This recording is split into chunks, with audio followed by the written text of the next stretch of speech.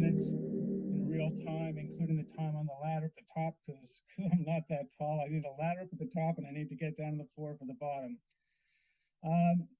And where the work really comes from, working even further backwards from that, is that there's a big blank canvas that I hang. It's either white or black, depending what I think might be there. I can hang a couple of them in my hallway between the doors, and I just let them sit there for a couple, sometimes a couple of weeks, sometimes a couple of months. And I know something's going to come, but I don't really know what. But I, have some thoughts in my head, and over a couple of weeks and months, they start to form. And this one was the idea that there's very precise terminology that psychiatrists apply to people with mental illness. And one of them is Anasognosia, which is the idea that some people are so mentally ill that they don't even realize they are. And I'll give you some more background on that in a second as to why that's personal to me. But it's the idea that it's not denial, it's not refusing to see, it's just honestly not being able to see it. And that got me thinking, are we really, when it comes to individuals, when it comes to broader groups, can we think of cultures? Can we think of societies? Can we think of even an entire humankind? Is it possible that we have something like, we can think maybe they have denial or maybe they have intentional refusal to see things, but is it possible that we just don't see? So I started to play with these ideas. And as I say, there's a big black canvas on this one that was just hanging on my wall. And I walk by it, and I talk to my kids, and the day goes on and weeks go by, and all of a sudden, I really can't explain it otherwise. It starts to take shape in my mind. And then all of a sudden, something hits pretty fast, and I go get the oil sticks, or sometimes I get the paints, depending what I think will be useful.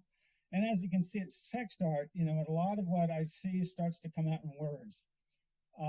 And this one came out pretty quickly, as you can see, with a large text, what I call the foreground. It really lays out what the work is all about. And it's just the simple idea that, I'm going to propose that we don't have anasognosia, that we do know what we're doing. And from that, the stuff in the background, the text in the background, and I should be clear, it really isn't stuff, but it comes out like stuff. It comes out very fast, and I'm not even sure where it's going at first.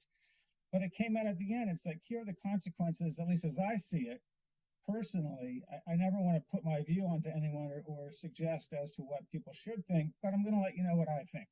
You don't have to look at it, but if I'm your fix, you may not find my thoughts anywhere else. And it really came down to two real things that I saw out of this one, which was, given what we're doing and our being aware of it, number one, it just doesn't really seem to square with what all species are supposed to be doing, which is survive.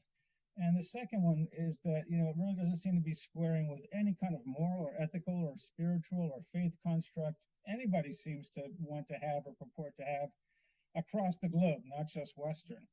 But it really, to me, tied it all in because it's about children, not just as what children stand for, but really, when I talk to my children, when I talk to their friends, their teenagers, they're aware that we know as adults what we're doing and that we're not blind to it. And it's really, to my mind, profound when you hear a teenager say, I see what you're doing, and I see that you know that you're doing it, and you're still doing it. And so that's really what the work tries to encapsulate. I can't say that they are easy when they come out, but they are an absolute pleasure when they come out. I love making these. This happened to be the very first one I had done in oil stick. I am glad that it came out the way it did because it was what I was thinking inside. And just to wrap it up then, when I say these things like it just comes out and they're what I'm thinking inside and they're just my personal view, this concept, anasognosia, is important and dear to me. I'm very lucky because I don't have it. I have bipolar. I've been diagnosed since 2000. But I'm very lucky in that I'm not so severely mentally ill, that medication does work, and that I am aware that I have it, and so I take my medication. But that's where a lot of the work comes from. I had a medication change thanks to my doctor back in 2014. I had not done art before that. And so circling back around to where I started, I feel very lucky and privileged to be among the other artists tonight and to now be associated with this gallery.